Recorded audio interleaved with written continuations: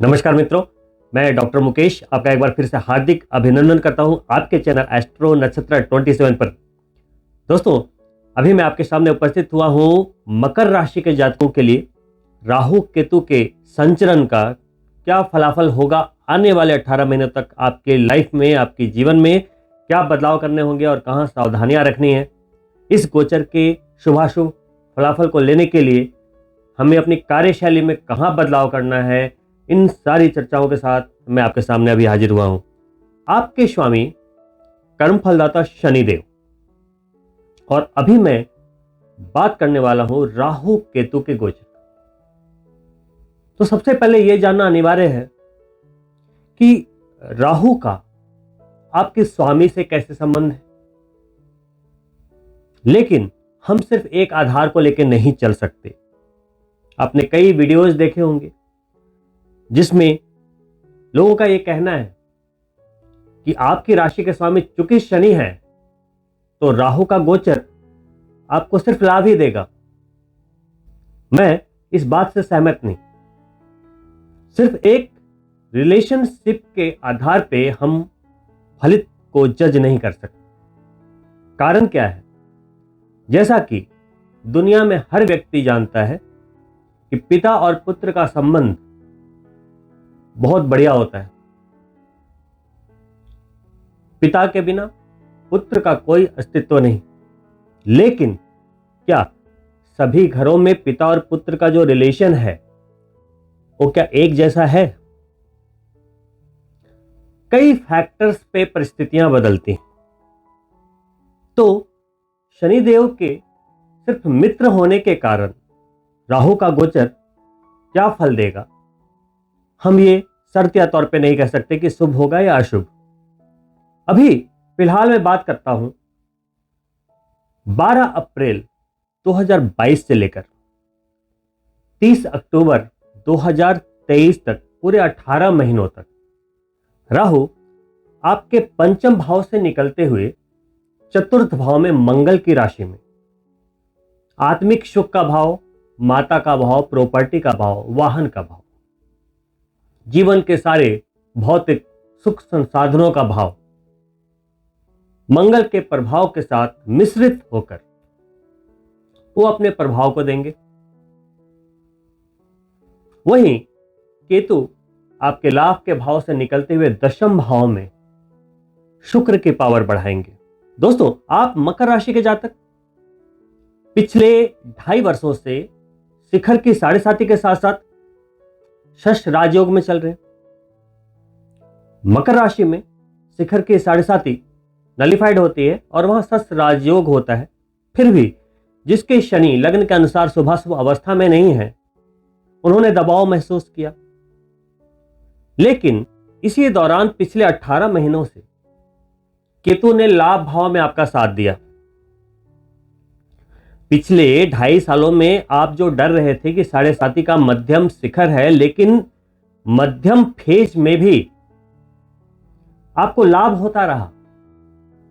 परिश्रम रही, चिड़चिड़ापन रहा, संबंधों में खटास, पर्सनल मामलों में ब्रेकअप्स रहे, उसका एक अलग सेंस है, लेकिन लाभ में कमी नहीं हुई। तो ये जो लाभ आपको दे रहे थे वो केतु की बदौलत आप ले रहे थे।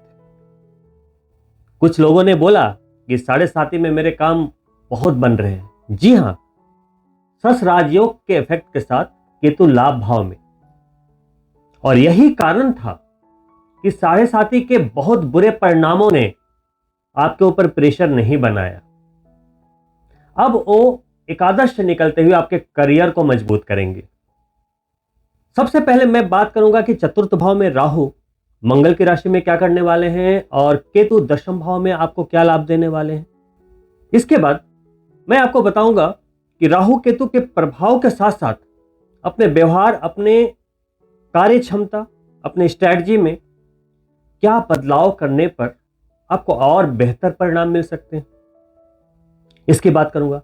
क्योंकि मेरा मानना यह है कि अगर आप ये प्रोग्राम देख रहे हैं तो एस्ट्रोलॉजी सीखने के लिए नहीं देख रहे, समझने के लिए देख रहे हैं।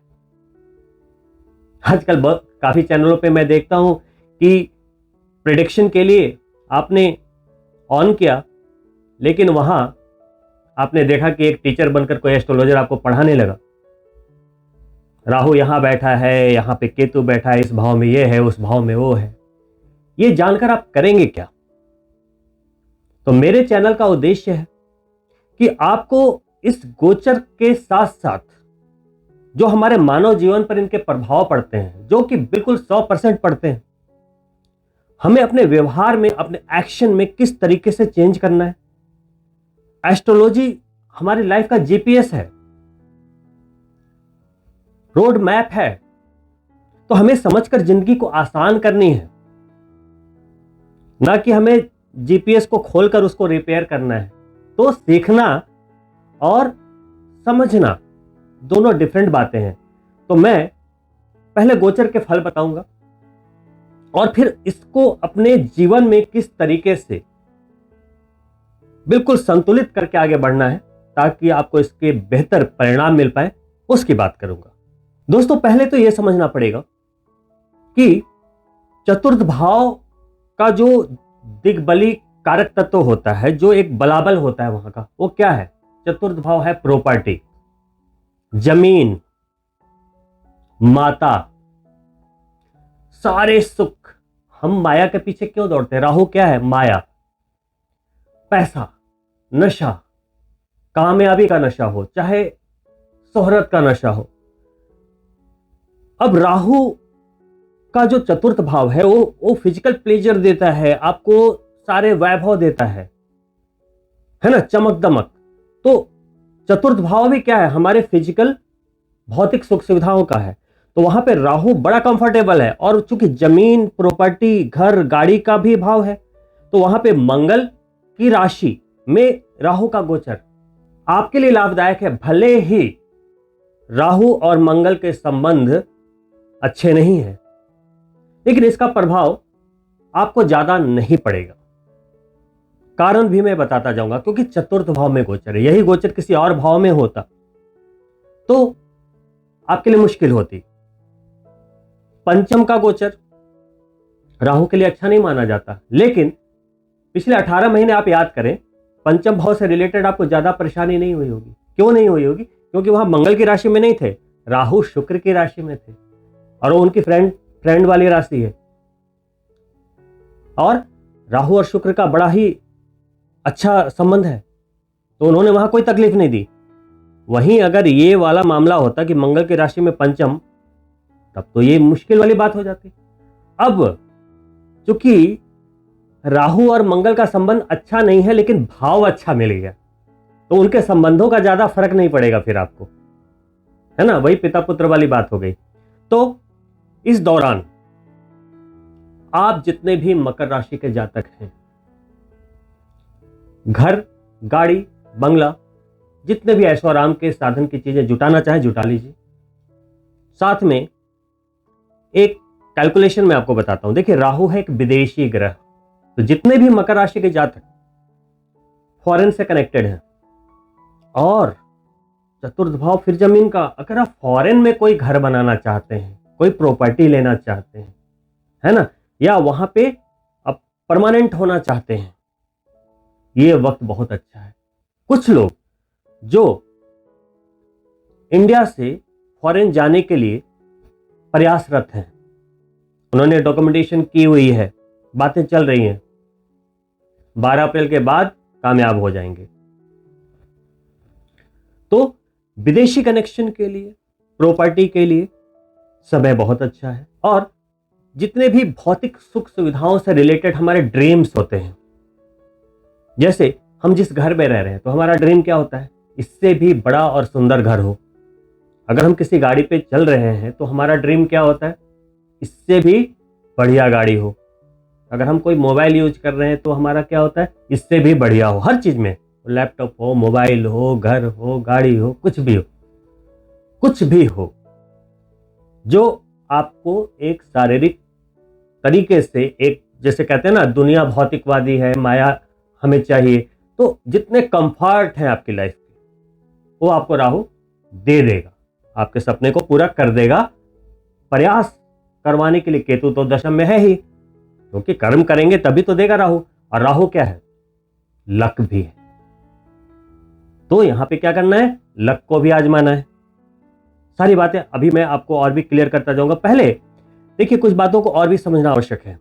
चतुर्थ भाव को बल मिला है, तो यहां पे क्या है, कोर्ट कचहरी के अगर कोई मामले चल रहे थे, घर से रिलेटेड कोई विवाद चल रहा था या घरेलू विवाद चल रहा था, हस्बैंड वाइफ के बीच में कोई तलाक के केसेस या कुछ ऐसे गंभीर स्थितियां बन रही थी जिसमें लग रहा था कि शायद तलाक हो जाए, तो यहां पे वो स्थितियां आपके हक में जाती हुई दिख रही हैं।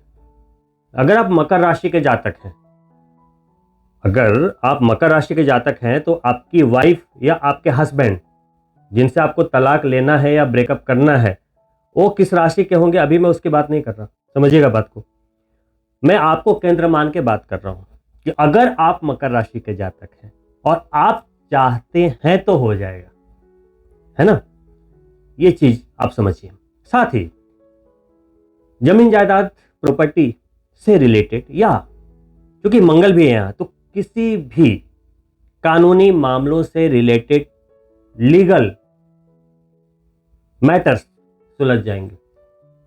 साथ ही उन किसानों के लिए भी बड़ा अच्छा समय है जो कृषि से जुड़े हुए हैं। राहु का चतुर्थ में आना उनके लिए भी काफी लाभ को इंगित करता है दोस्तों। लेकिन चतुर्थ भाव में आने के कारण आपकी भौतिक लालसा भी बढ़ेगी, वो थोड़ा अंदर से प्रोवोक भी करेगा। देखिए, चतुर्थ भाव में राहु के गोचर के साथ ही मंगल की पावर बढ़ेगी और मंगल की 2 राशियां हैं, तो चतुर्थेश है और एक जो राशि आपकी बन रही है वो आपके लाभेश हैं। तो आपका लाभ और चतुर्थ दोनों मजबूत हो रहे हैं, तभी तो जितने भौतिक सुख संसाधन हैं, आपकी इनकम होगी, लाभ होगा, तभी तो आप वो ले पाएंगे, जुटा पाएंगे अपनी फैमिली के लिए। वैसे ही केतु आपके दशम भाव को मजबूत कर रहा है, तो शुक्र की एक और राशि है जो आपके पंचम में आती है, तो आपका पंचम भाव एक लक्ष्मी का एक और जो भाव है वो भी मजबूत होगा। तो राहु ने क्या मजबूत किया? आपका एकादश लक्ष्मी भाव, और केतु ने क्या मजबूत किया? आपका पंचम लक्ष्मी भाव। धन का लाभ गारंटेड हो गया। साथ में केतु आपके काम में तेजी लाएंगे, तो हम देखिए इसके बैलेंस को समझना पड़ेगा, संतुलन को समझना पड़ेगा। देखिए, हम सारे भौतिक सुख संसाधनों को जुटाने के लिए, अपने परिवार को खुश रखने के लिए, अपनी जीविका चलाने के लिए दशम भाव का सहारा लेते हैं, यानी कि चतुर्थ की पूर्ति करने के लिए दशम का सहारा लेते हैं, काम करते हैं। काम, कोई भी प्रोफेशन हो आप, कोई भी, लेकिन काम को करने में 24 घंटे में हमारे 12 घंटे निकल जाते हैं। अपनी फैमिली को कितना दे पाते हैं? 4 से 5 घंटे, 6 घंटे। तो 12 घंटे काम करो, 6 घंटे फैमिली को दो।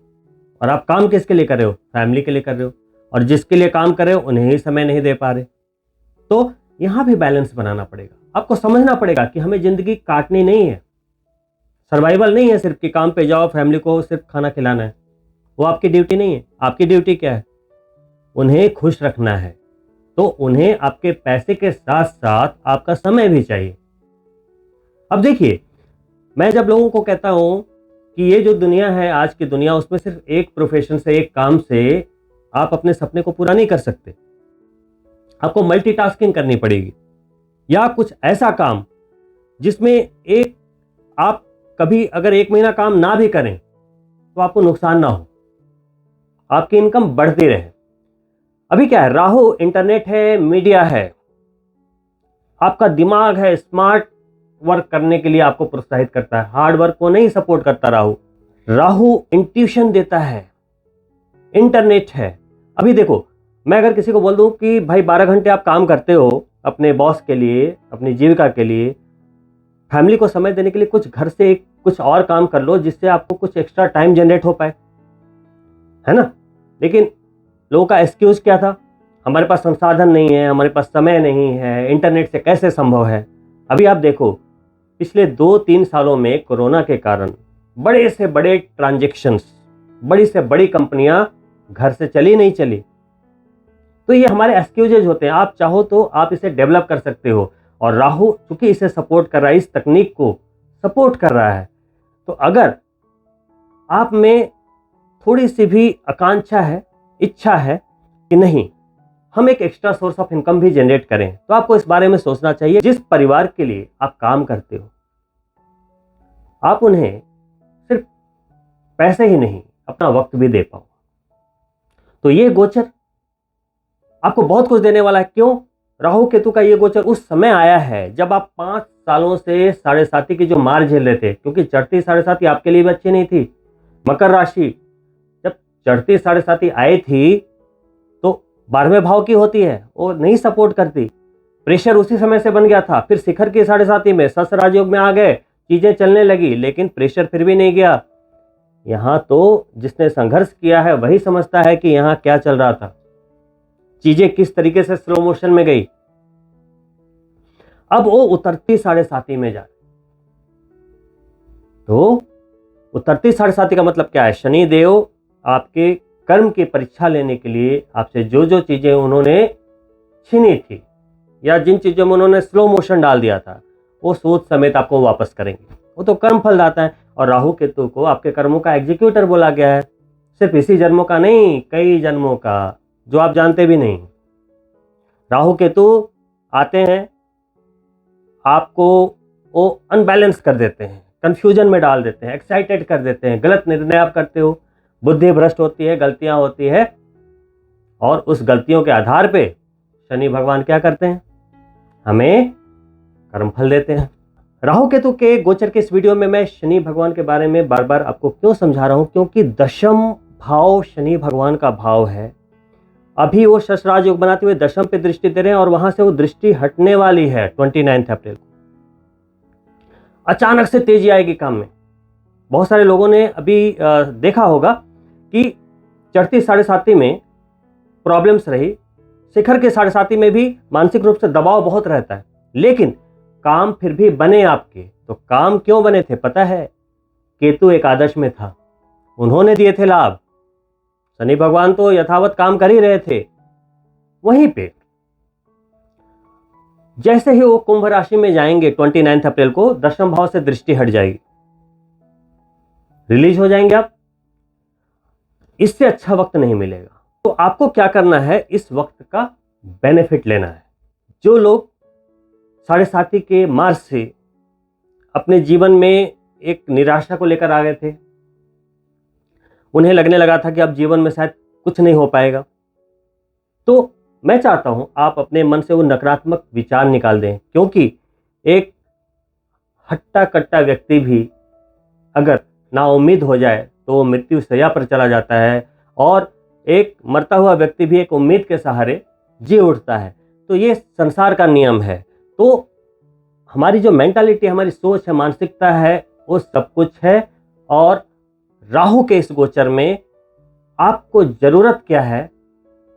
सिर्फ और सिर्फ एक अच्छी सोच, पॉजिटिव सोच की। क्योंकि राहु केतु अलग से कुछ भी नहीं करते, वो जो करते हैं हमारी ऊर्जा को बढ़ाते हैं, और ऊर्जा का प्रभाव हमारे दिमाग पे पड़ता है, और वहीं से गलतियां होती। तो मंगल और शुक्र के बढ़े हुए इस प्रभाव का आनंद लीजिए। मेरी शुभकामनाएं हैं कि राहु केतु के इस गोचर से आपके आने वाले 18 महीनों में आपके सारे सपने साकार हों। मेरी आपसे यही रिक्वेस्ट है कि राहु का गोचर क्योंकि मंगल की राशि में हो रहा है, तो अपनी पत्रिका में मंगल शुभ हो, ये आप एश्योर कर लें। और केतु शुक्र की राशि में गोचर है, तो शुक्र आपकी कुंडली में शुभ हो, यह एश्योर कर लें। अगर बाय द वे शुभ नहीं है तो उसके उपाय होते हैं, छोटे मोटे उपाय। जैसे अगर मंगल अशुभ है तो मंगल के दान, मंगल के व्रत, मंगल की पूजा। वैसे ही शुक्र अगर अशुभ है तो शुक्र के दान, जैसे चावल का दान, चीनी का दान। शुक्र का 16 व्रत, वैसे मंगल का 11। ये सब अगर आप करते हैं तो 2 से 3 महीने में ये पॉजिटिव हो जाएंगे। तो कोई ऐसे चिंता वाली बात नहीं है। राहु को कंट्रोल करने के लिए माता दुर्गा का ध्यान, उनकी पूजा, उपवास, दुर्गा चालीसा या दुर्गा सप्तशती का पाठ, नरवाण मंत्र का जाप, ओम ऐं ह्रीं क्लीं चामुंडाय विच्चे, इससे राहु नियंत्रित रहेंगे। उसी तरीके से केतु के लिए भगवान गणपति की आराधना, गणपति अथर्वशीर्ष का प्रतिदिन पाठ, विष्णु भगवान के लिए पूजा आराधना, एकादशी का व्रत और विष्णु सहस्त्रनाम का जाप केतु की प्रसन्नता के लिए बहुत ही अच्छे माने गए हैं। इन रेमेडीज को करें। राहु केतु की शुभता और शुक्र और मंगल की शुभता आने वाले 18 महीनों में आपके अचानक लाभ को सुनिश्चित करेंगे। और इसी के साथ मैं आपसे अनुमति चाहूँगा, अगर आप लोगों ने अभी तक हमारा चैनल सब्सक्राइब नहीं किया है तो सब्सक्राइब करें, और अगर जानकारी अच्छी लगी हो तो लाइक करें और अपने मित्रों के लिए शेयर भी करें। जल्द ही मिलता हूँ दूसरे वीडियो में, तब तक के लिए नमस्कार।